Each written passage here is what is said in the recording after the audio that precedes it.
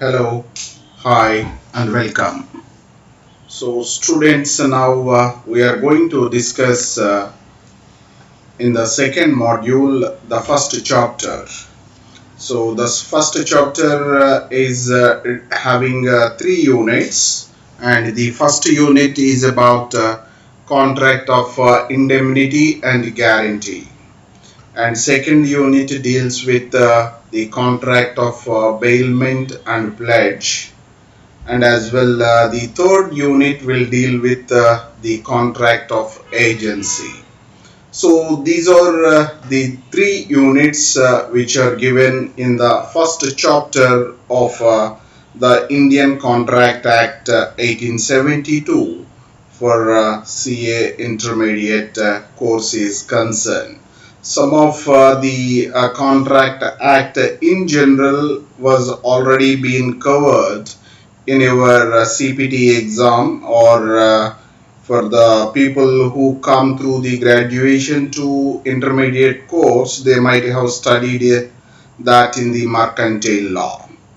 So when it comes to the unit 1, the contract of indemnity and guarantee, this contract is considered to be a special contract, and here you are going to learn very fundamental and very informative things that will be useful for you when you come into the profession of chartered accountancy.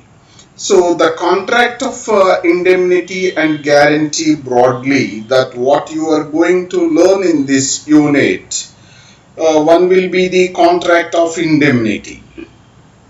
So what is the meaning of a contract of indemnity, and who are the parties to a contract of indemnity, and what are the essentials of a contract of indemnity that you will be coming to know under the contract of indemnity between sections 124 to 125.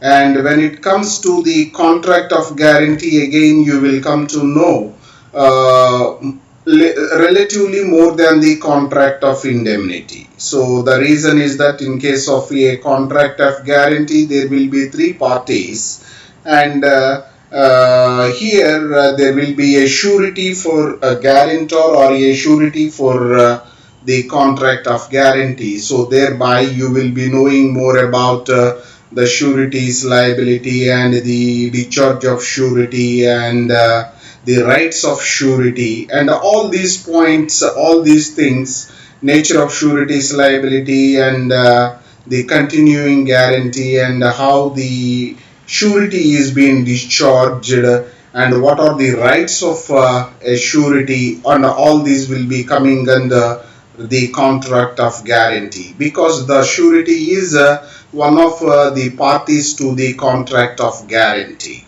So broadly, these are the two contracts that you will be coming to know, and this unit in this chapter is very interesting and very simple to understand as well. So when it comes to the first possible question for your examination in this unit is, what is the meaning of a contract of indemnity? So what is the meaning of contract of indemnity, and who are the parties to a contract of indemnity, and what are the modes of and essentials of a contract of indemnity? So this is the broadly three dimensions where a question can be asked with respect to contract of indemnity, right? So here if you see, the term contract of indemnity has been defined in section 124 of the Indian Contract Act 1872, and the meaning of the contract of indemnity is, or the definition of the contract of indemnity as per section 124 is, it is a contract. Contract of indemnity is a contract, which means to say whatever the essentials of a valid contract that you know in general is equally applicable to a contract of indemnity. So it is a contract by which one party promises to save the other or to save the other party from loss caused to him by the conduct of the promiser himself or by the conduct of any other person. Right? Here the student is expected to know who are the parties to a contract of indemnity. To appreciate or to understand the meaning of contract of indemnity, a student should know who are the parties to a contract of indemnity. So here there are two parties to a contract of indemnity, and one party who makes the promises to save the other from loss is called as a promiser or a indemnifier. So the person who promises to save the other from loss caused is known as a promiser or a indemnifier. So he is one party to the contract of indemnity. And who is the other party? And the other party is the party to whom the compensation or to whom the loss caused will be made good by the promiser. So such a other party is called as a promisee or as a indemnity holder or also called as indemnified. So students has to understand about the parties. So thereby they or simply you can say promiser and promisee. So promiser is the person who promises to save the other, and promisee is the person to whom the promise is made by the promiser to protect him from any loss. So this is about the meaning of a contract of indemnity. So for example, if you to understand, Mr. X contracts with the government to return to India after completing his studies at University of Cambridge and serve the government for a period of 5 years. If Mr. X fails to return to India, he will have to reimburse the government. It is a contract of indemnity. See here, in case of a contract of indemnity in the given example, Mr. X is the promiser, or he is also called as indemnifier. Promiser or indemnifier. And here the other party is the government. And the government here it is the promisee or indemnity holder or indemnified. So here promiser made a promise to return to India after completing his studies at University of Cambridge and serve the government for a period of 5 years. If Mr. X fails to return to India, he will have to reimburse the government with respect to the loss or the damage or whatever the financial element is there in that contract should be made good by Mr. X to the government of India. So here there are two parties. So hence it is a contract of indemnity. And this contract of indemnity, as we already discussed, there are two parties in this form of contract. The party who promises to indemnify or save the other party from loss is known as indemnifier. indemnifier.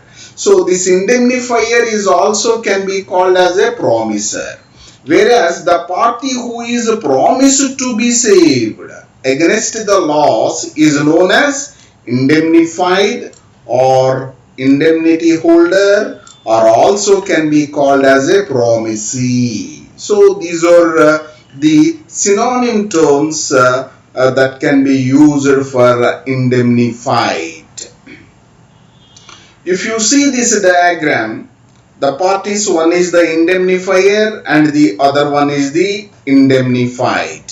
So which mean to say indemnifier is the promiser and indemnified is the promisee. Right. So here the indemnifier promises to indemnify or save the other party from loss. So being that is why he is also called as a promiser. And indemnified who is promised to be saved against the loss. So that is why indemnified is also called as a promisee or as a indemnity holder. Students should not get confused with the nomenclature given to promiser and promisee to a contract of indemnity, right? So if you see one example, you will better understand it. A may contract to indemnify B against the consequences of any proceedings which C may take against B in respect of a sum of rupees 5,000 advanced by C to B. So in consequence, Mr. B, who is called upon to pay the sum of money to C, fails to do so. C would be able to recover the amount from A as provided in section 124. Right, you understand? So here it says that A may contract to indemnify B. So here A is the promiser and B is the promisee. So if some loss happens to B, and which mean to say if when B is called upon to pay the sum of money to C fails to do so, then what will happen? C would be able to recover the amount from A as provided in section 124. So which mean to say A is a promiser and that amount can be recovered, right? So and the next example, if you see X, this X is a shareholder of a company, lost his share certificate. In the olden days, the shareholders used to be given the share certificates, and it happens that the shareholders may lost their share certificate like academic certificates by the students once in a while. So if X being a shareholder, when he lost his share certificate and he applied for the duplicate, like what we apply for a duplicate certificate from the Board of Intermediate or the 10th class board, the company agreed to issue the same on the term that X will compensate the company against the loss where any holder produces the original certificate. Here there is a contract of indemnity between Mr. X and the company. So here Mr. X is indemnifier and the company is indemnified. X is a promiser, company is the promisee. So here what is that?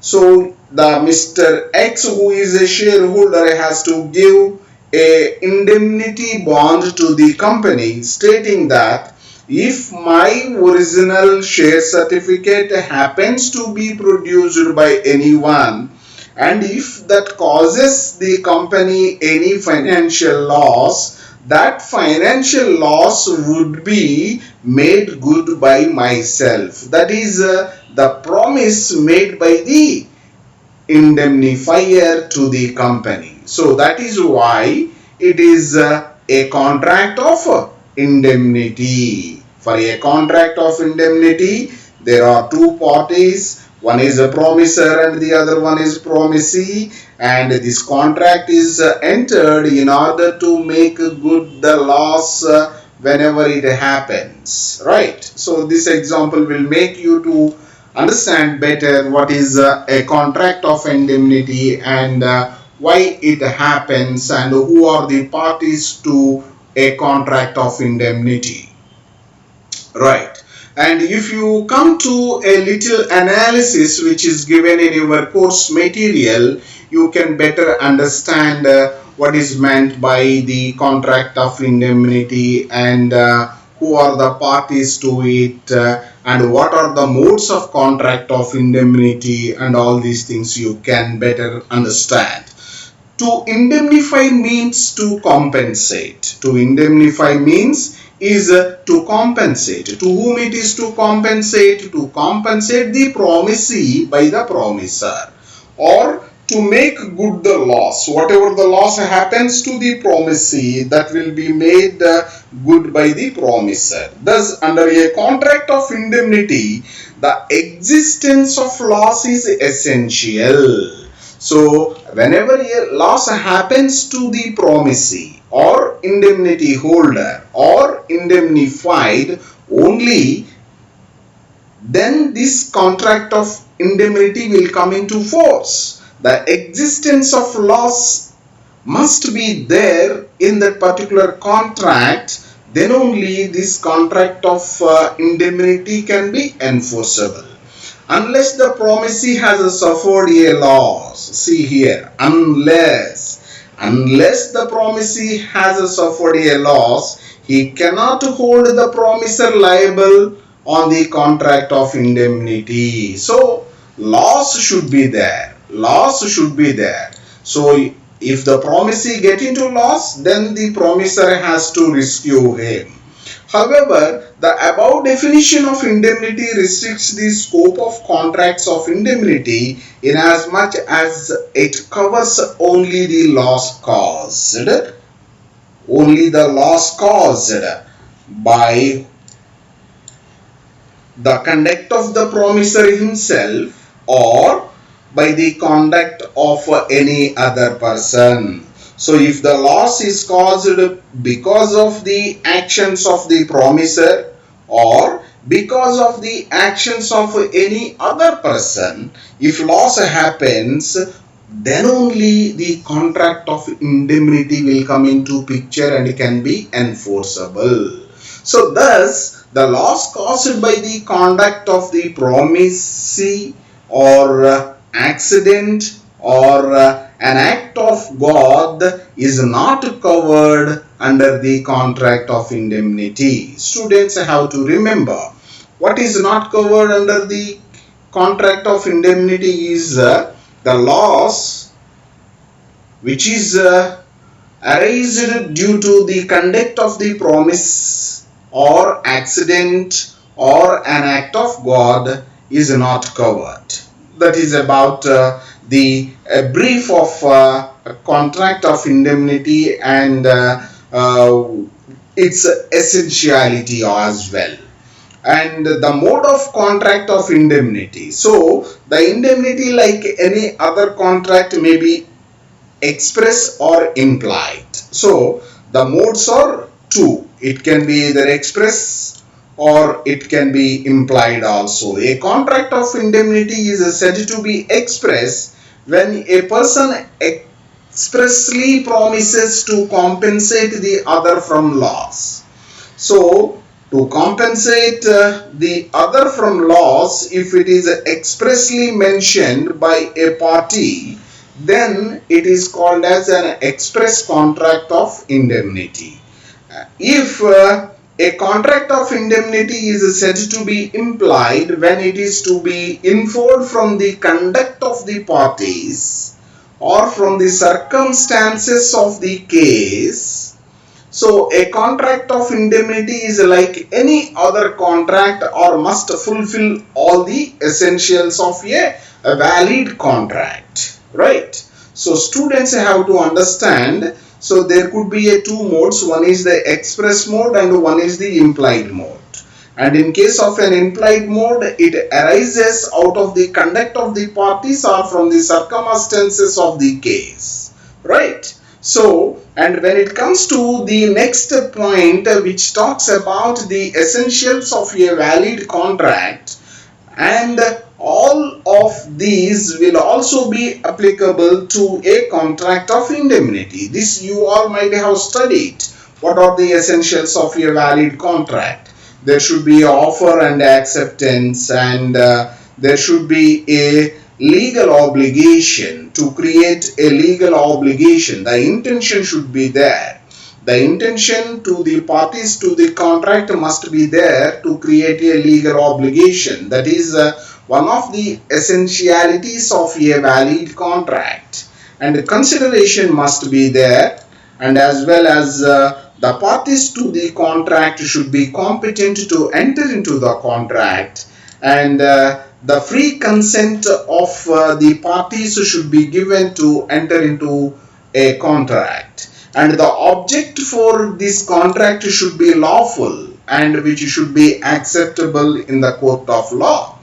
The agreement must not be expressly declared to be void, right?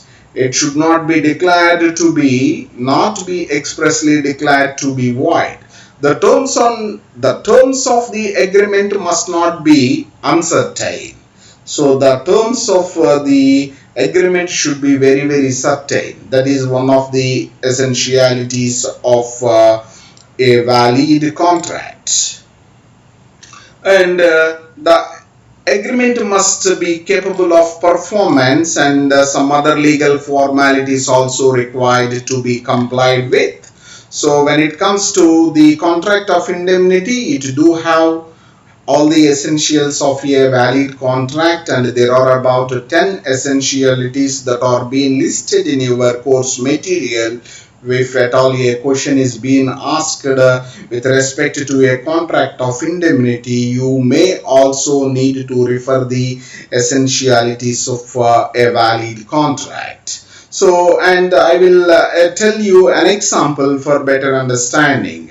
A asks B to beat C, promising to indemnify him against the consequences. So the promise of A cannot be enforced. So there is no legality.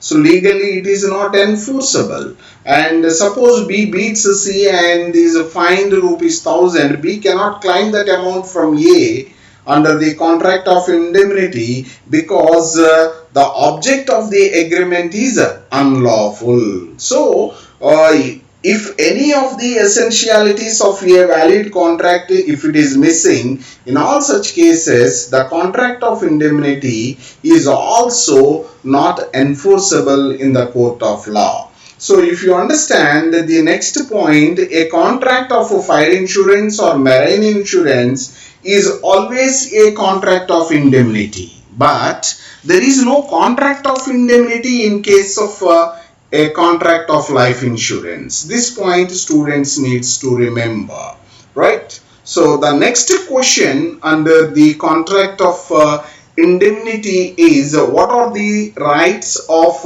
indemnified? So here indemnified means the promisee, or we also can call him as indemnity holder. What are the rights of indemnity holder?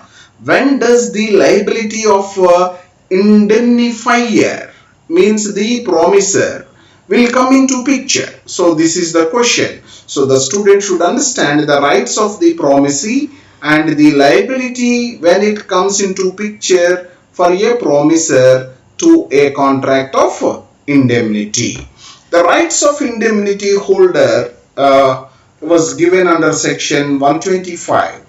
The promisee in a contract of indemnity acting within the scope of his authority is entitled to recover from the promiser or indemnifier all damages. So the rights of the indemnity holder here, which mean to say the rights of the promisee, the first one is he is entitled to recover all damages which he may be compelled to pay in any suit in respect of any matter to which the promise to indemnify applies. If any damages happens to be paid by the promisee, and all of them can be recovered from the promiser or the indemnifier.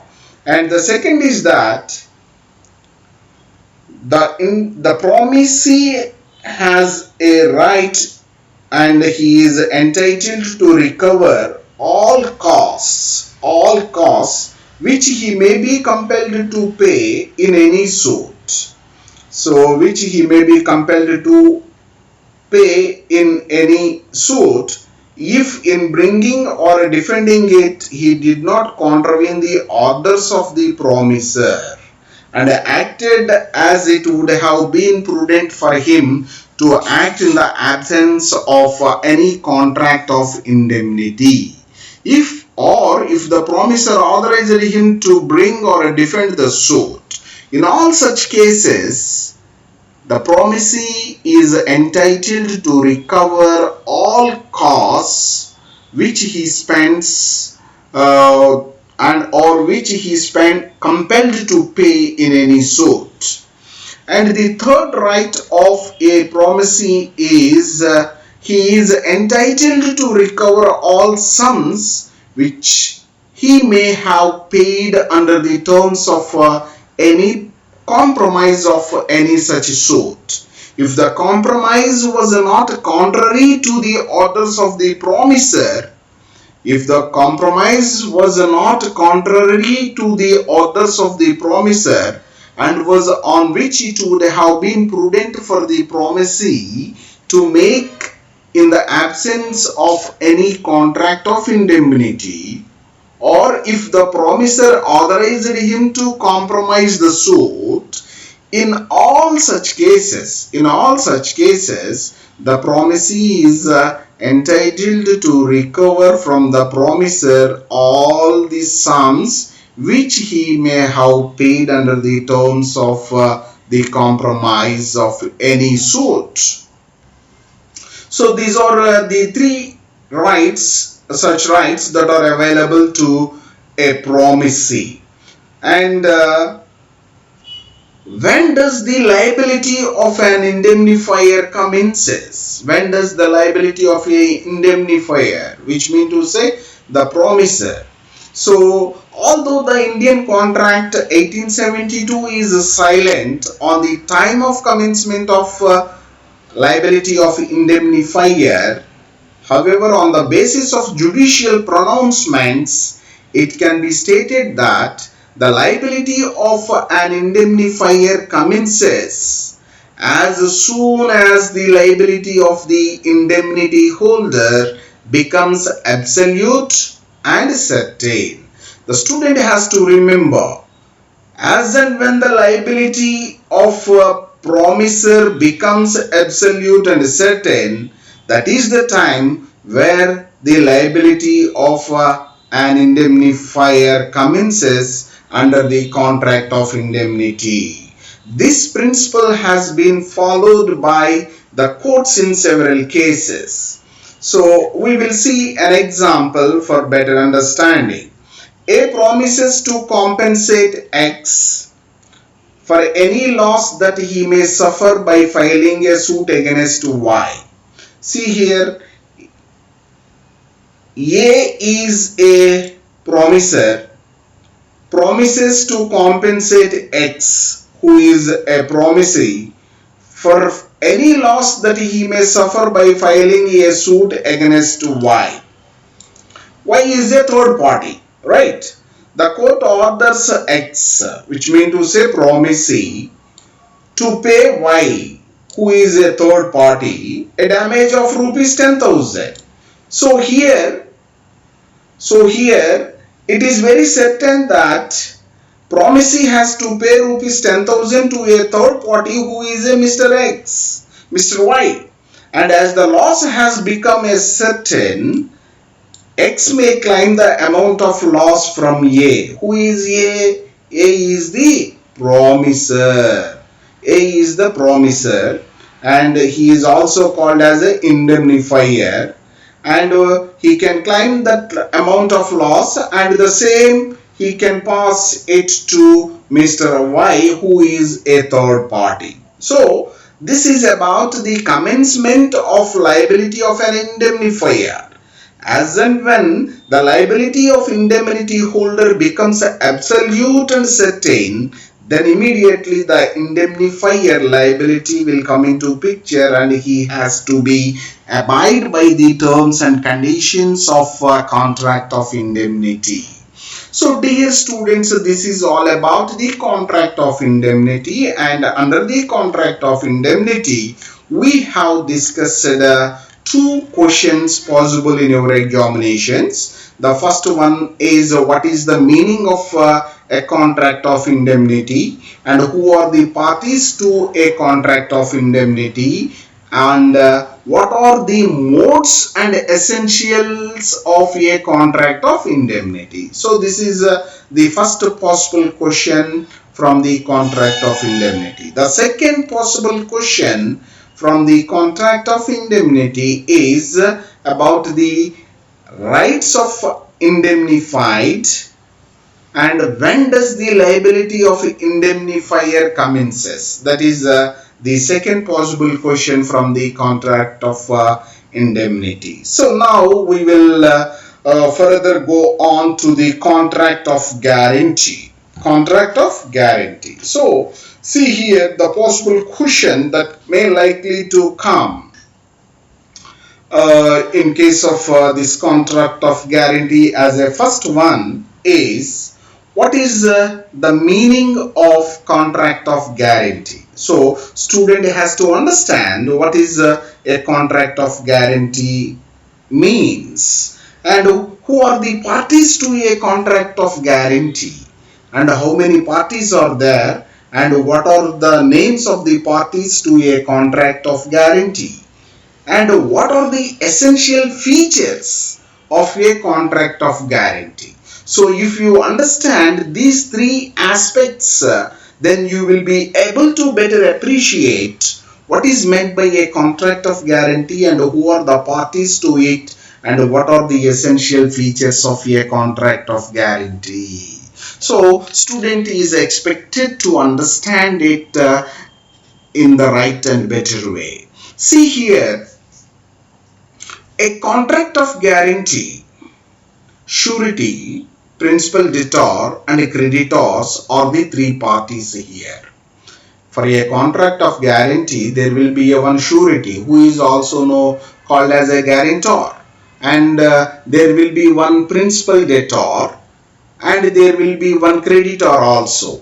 Contract of guarantee is a contract to perform the promise made or discharge the liability of a third person in case of his default. In case of his default. Right. So this is the meaning of a contract of guarantee. So there are three parties involved in a contract of guarantee. The first party is called as a surety. A person who gives the guarantee is called the surety. When we go for a study loan or education loan from the bank will ask for a surety, right? Here the student who is taking the loan, student father who is taking the loan from the bank is a principal debtor, and the bank which is giving loan to the student for education purpose is a creditor. The person who gives a guarantee to the bank stating that if the principal debtor fails to make a payment of that amount as per these terms of the contract, the guarantor will promises to the bank that he will pay. He is called as a surety, right? So the second party is the principal debtor, the person in respect of whose default the guarantee is given, right? The third one is the creditor, person to whom the guarantee is given. To whom the guarantee is given is a creditor, and on whose behalf the guarantee is given is called a principal debtor. The person who gives the guarantee is called as a surety, right? See, if you see this example, you will understand better. When A requested B to lend 10,000 to C, when A requests B to lend 10,000 to C and guarantees that C will repay the amount within the agreed time, and that on C failing to do so, A will himself pay to B. There is a contract of guarantee. See here, A is a surety here and B is the principal debtor who receives an amount of rupees 10,000, and C is the creditor. So these are the three parties, and whenever the principal debtor B fails to make a payment to C, then automatically A himself pay that money to B, who is a creditor. There is a contract of guarantee, right? So this example will tell you to understand who are the parties, how the contract of a guarantee will come into a picture, right? Like that, there are some other examples are also given. If you want to have a better understanding, you can see the example 2 and 3 also. And let us have a look at the analysis. From the definition, it can be analyzed that guarantee is a promise to pay a debt owed by a third person in case the latter does not pay. Any guarantee given may be oral or written. So which means to say the guarantee can be given either in the form of oral or in the form of written also. So from the above definition, it is clear that in a contract of guarantee is a tripartite agreement. Why it is called as a tripartite agreement? Because there are three parties. Because that contract is between the principal debtor, creditor and surety. That is why it is called a tripartite agreement. And there are in effect three contracts. So three contracts are there. So the first contract, a principal contract, that is between the principal debtor and the creditor, which means to say the student father who takes education loan and the bank, that is a principal contract. And second one is a secondary contract, that is between the creditor and the surety. So the person who is a surety and the banker, so that is in between them, it is a secondary contract. And third one, a implied contract. An implied contract between the surety and the principal debtor, whereby principal debtor is under an obligation to indemnify the surety if the surety is made to pay or perform. So implied contract means nothing. Say for example, if the person who takes the education loan fails to make a payment to the bank, to the creditor, then the surety will pay.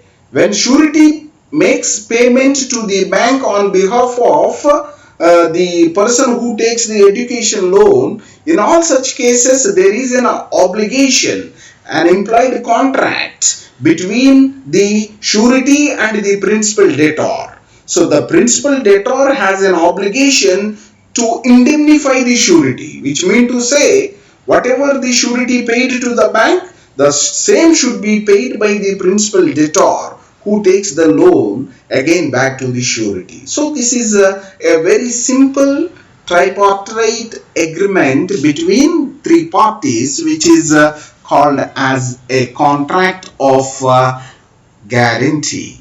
The right of surety is not affected by the fact that the creditor has refused to sue the principal debtor or that he has not demanded the sum from him.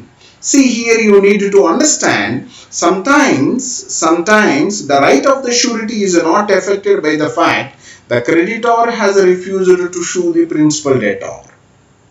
So which means to say, if the principal debtor did not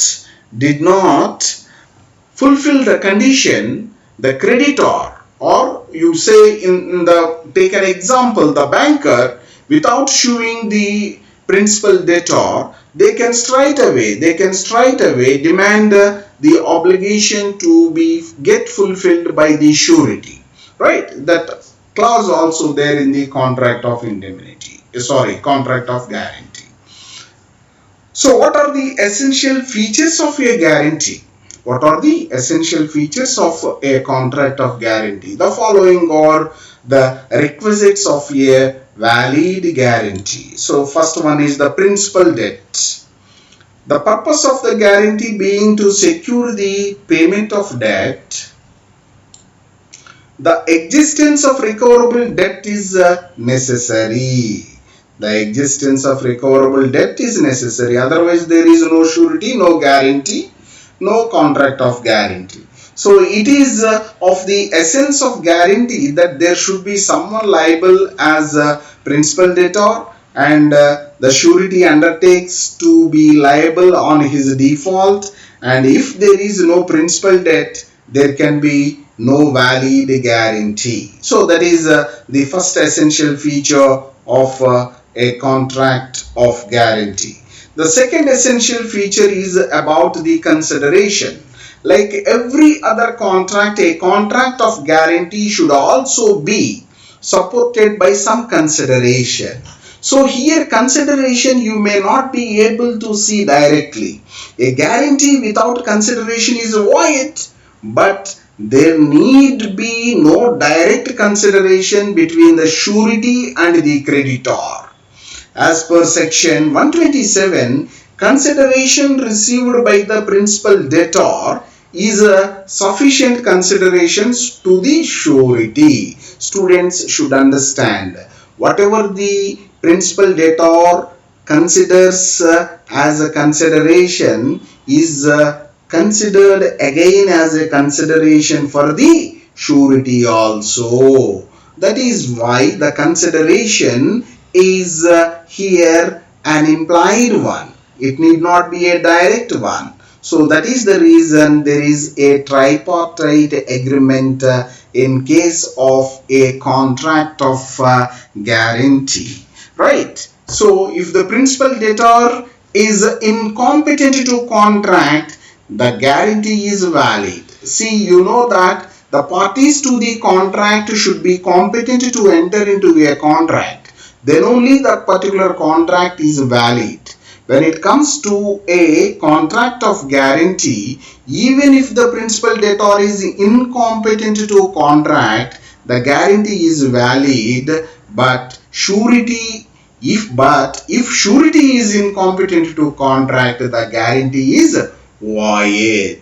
Say for example, you are a minor. If you take some loan, if the surety is major, then that contract of guarantee is valid. If the surety is incompetent to contract, then that contract of guarantee will be void. So this is about the contract of guarantee, and let us see an example. B requests A to sell and deliver to him goods on credit. B requests A to sell and deliver to him goods on credit, and A agrees to do so, provided C will guarantee the payment of the price of the goods. So C promises to guarantee the payment in the consideration of A's promise to deliver the goods. So as per section 127, there is a sufficient consideration of C's promise. There is therefore the guarantee is valid right here. So here B is the principal debtor, and A is the creditor, and C is surety. And whatever the consideration that is there for B, the same is also can be considered as a consideration for C also. So that is why the contract of guarantee with respect to consideration will be considered as valid. So this is about it, and there are many examples that if you want you can go through if you want to know more about it. Then the third essential of a contract of guarantee is existence of liability. There must be an existing liability or promise whose performance is guaranteed. Such a liability or promise must be enforceable by law. The liability must be legally enforceable and not time barred. So that is the third essentiality of guarantee. Fourth one is no misrepresentation or concealment. Any guarantee which has been obtained by the means of misrepresentation made by the creditor or with his knowledge and assent concerning a material part of the transaction is invalid.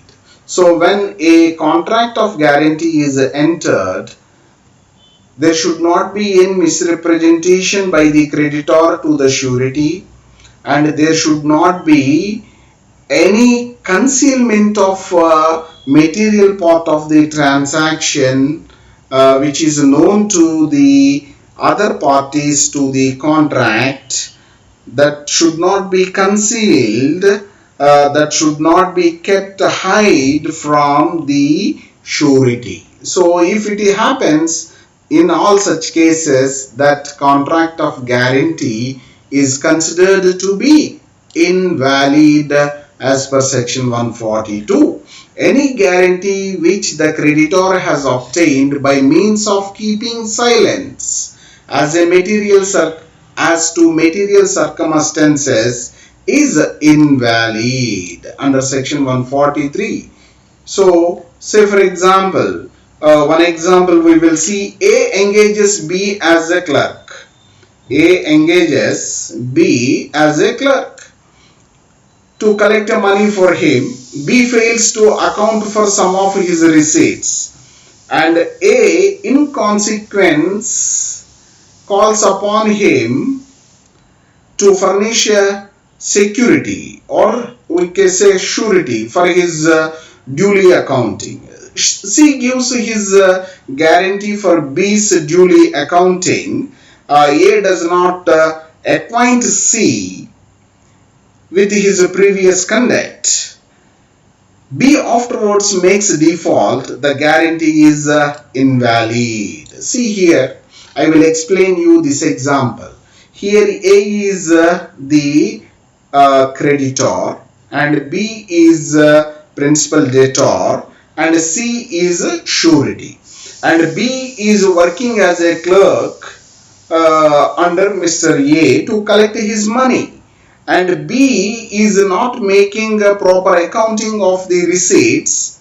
So thereby what A creditor did is that he asked him to provide a security, and then C agreed to give security to A for any of misaccounting's made by Mr. B. So while entering into the contract of guarantee between A, B and C, A has not shared the previous conduct of Mr. B with C. So the defaults which the B has done with regard to accounting of the receipts was not being revealed to Mr. C. So as a result, what happened? The contract of guarantee has become invalid, right? This is about the fourth essential feature of a contract of guarantee. The fifth one is writing not necessary. So under section 126, which expressly declares that a guarantee may be either oral or written. It need not be in writing. It can be either oral also. That is the fifth point. And the sixth one says that joining of other co-sureties. So the surety need not be one all the times, and there can be more than one surety. They can be called as a co-sureties. And for a contract of guarantee, if the surety makes a condition for allowing someone to join as a co-surety, and if the co-surety does not joins as per the condition of the surety, in such a case the contract of guarantee cannot arise. Where a person gives a guarantee upon a contract that the creditor shall not act upon it until another person has joined in it as co-surety, the guarantee is not valid if that other person does not join. That is a very simple point which was given under section 144. So this is the most important question in the contract of guarantee, where students have to remember. The question could be asked like this: what is the meaning of the contract of guarantee, and who are the parties to the contract of guarantee, and what are the essential features of a contract of guarantee is the possible question in your examination out of the course content available in your subject. And then the next possible question is explain about the types of guarantee. What are the types of guarantee which can be given by a surety? So guarantee can be classified into two categories, only into two categories. One is a specific guarantee, a guarantee which extends to a single debt or to a specific transaction is called a specific guarantee. The surety's liability comes to an end when the guaranteed debt is duly discharged or the promise is duly performed. Right? This is the first category of guarantee. The second one is the continuing guarantee. A guarantee which extends to a series of transactions is called a continuing guarantee. A surety's liability continues until the revocation of the guarantee. So the surety's liability will continue until the revocation. So for an example, for your understanding, on A recommendations B, a wealthy landlord employs C as his estate manager. So A's recommendation: B is a wealthy landlord who gives employment as an estate manager to Mr. C. It is the duty of C to collect the rent on 1st of every month from the tenant of B and remit the same to B before 5th of every month. A, who is a surety, guarantees this arrangement and promises to make good if any default is made by C, who is the estate manager. This is a contract of continuing guarantee. As long as Mr. C works as an estate manager, so long the A as a surety will have the continuing liability for the actions of any C which causes loss to Mr. B, who is the creditor, called as a creditor as per the contract of guarantee. Here A is the surety and B is the creditor, and C can be called as a principal debtor. If any loss arises to B because of C's action, A being the surety will make the loss good, and this obligation will be there on the head of Mr. A as long as C continues to work as a estate manager of Mr. B, who is a wealthy landlord. So this kind of contract is a continuing guarantee contract. Right? This is one good example where students can appreciate and understand better. And the next most important topic is what is the distinction between the contract of indemnity and a contract of guarantee. Now we are having a basic understanding of what is meant by a contract of indemnity and what is meant by a contract of guarantee, and what are the basic differences, distinction between both the contract of indemnity and the contract of guarantee. There are about 6-7 points of distinction between these two kinds of contracts. One is with reference to number of parties. One is with reference to number of parties. When it comes to contract of indemnity, there are only two parties. When it comes to the contract of guarantee, there are three parties. And one is a creditor, second one is principal debtor, and third one is surety. When it comes to a contract of indemnity, the two parties, one is a promisor and the other one is a promisee. The second point of distinction is the nature of liability. Based on the nature of liability, what is the difference between the contract of indemnity and the contract of guarantee? If you see, the liability of the indemnifier is primary and unconditional, and whereas the liability of surety is secondary and conditional, because the primary liability is that of the principal debtor. So if the principal debtor fails to honor the pay the liability, then only the surety will come into picture. So that is why the liability of surety is secondary and conditional, whereas in case of a contract of indemnity, the liability of the indemnifier, the promisor, is primary and unconditional. But is with respect to the time of liability, in case of indemnity contract, the liability of indemnifier arises only on the happening of a contingency. A loss should have been happened to the promisee, then only the liability of the indemnifier arises.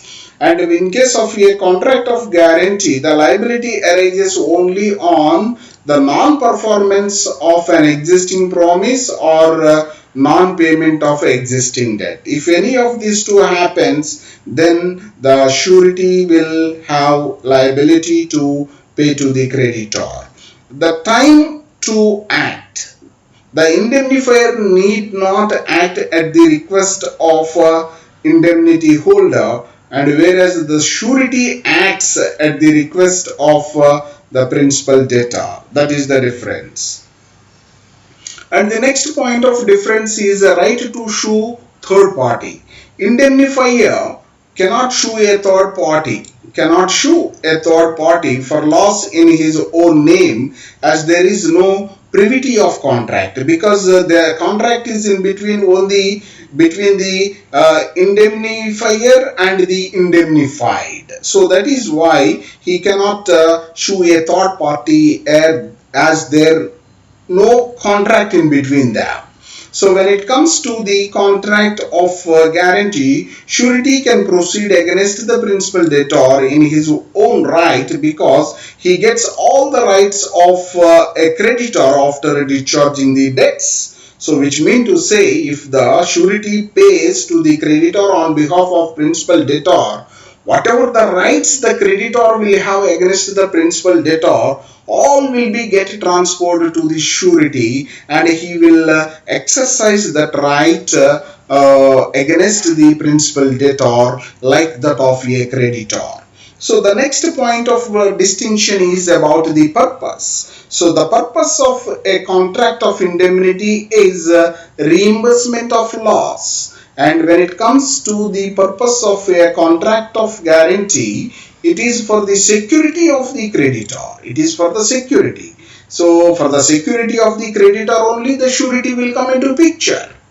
So the next one is the competence to contract. So here, in case of a contracting indemnity, there are two parties. All parties must be competent to contract. And when it comes to a contract of guarantee, in case of a contract of guarantee where the minor is a principal debtor, the contract is still valid. Sorry. So the competency to contract. So the contract of indemnity, both the parties, that is a promisor and promisee, or should be competent to contract. And when it comes to a contract of guarantee, there are three parties. One is the principal debtor, and the other one is creditor, and the third one is surety. And the principal debtor, even though if he is a minor, the contract is still valid. However, the surety should be always competent to a contract. These are the some 7 points of distinction between the contract of indemnity and contract of guarantee. And dear students, I want to tell you, this is the most important question in this chapter. So if the examiner wants to test the understanding of the student about the contract of indemnity and the contract of the guarantee, if he puts a question about the distinction between the two, the examiner will assess the student's ability on the student's understanding about both the contracts and the points of differences between the two. So the purpose of this chapter will be served. So that is why this topic, especially the topic number 5, about the distinction between contract of indemnity and the contract of guarantee, is very important in your examination point of view. And with this topic, I will end my presentation for this session is concerned. Thank you.